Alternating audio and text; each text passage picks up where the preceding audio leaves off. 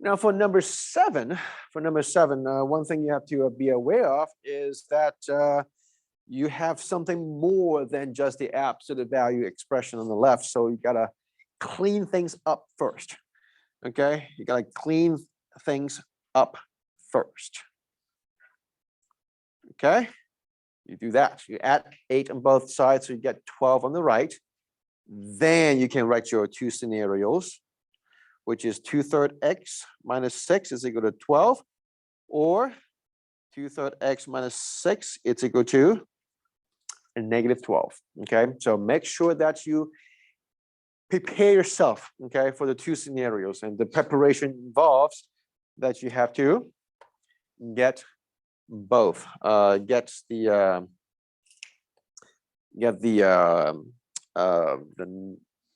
absolute expression on one side and one side only. So you have what? You have to add 6 on both sides, so that gives you 18.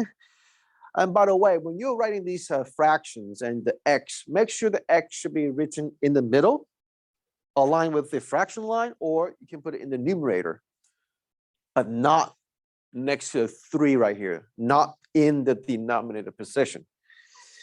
So we want to get x by itself. What do? We have to multiply a number. What do we multiply?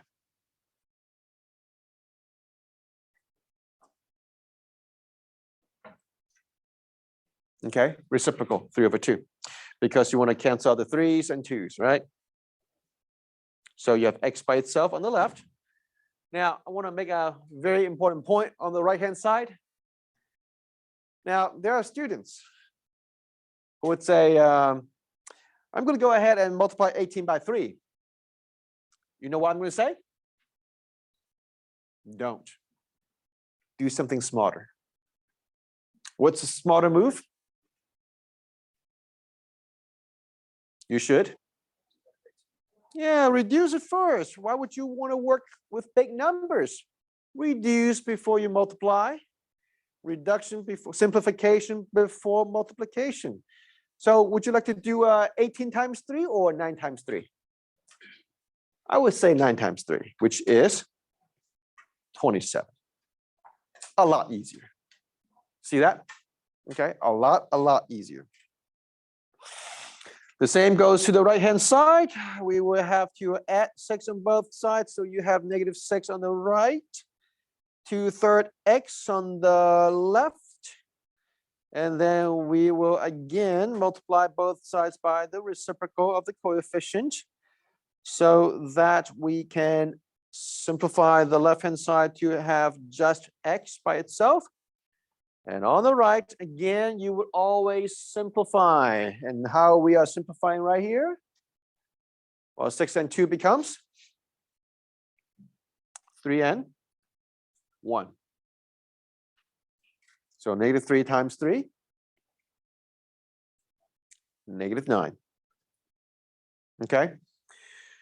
So one thing that if you do more problems, one thing that you will see is this.